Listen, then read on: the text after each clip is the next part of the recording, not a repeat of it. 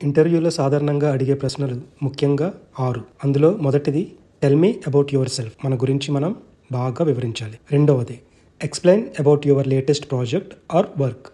And tell me about a difficult situation you have faced and how you handled it in your work and related questions. అంటే మనం present చేస్తున్న project గురించి బాగా వివరించాలి, మరియు ప్రాజెక్ట్లో మనం ఏదైనా డిఫికల్ట్ సిచ్యువేషన్ని ఫేస్ చేసామా, దాన్ని ఎలా సాల్వ్ చేసాము అన్నది కూడా బాగా చెప్పాలి. అండ్ దానికి సంబంధించిన క్వశ్చన్స్ ఏమైనా అడగచ్చు. మూడవది క్వశ్చన్స్ ఫ్రమ్ యువర్ రెజ్యూమ్. మన రెజ్యూమ్లో ఏముందో ఆ డీటెయిల్స్ గురించి, ప్రాజెక్ట్ కానీ, వర్క్ కానీ, మన హ్యాబిట్స్ కానీ ఏదైనా అడగచ్చు.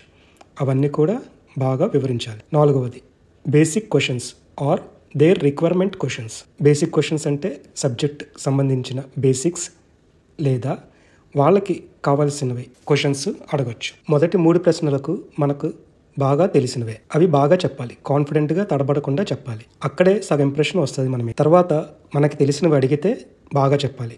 ఒకవేళ మనకు తెలియకపోతే తెలుసుకుంటాను, నేర్చుకుంటాను అని చెప్పాలి.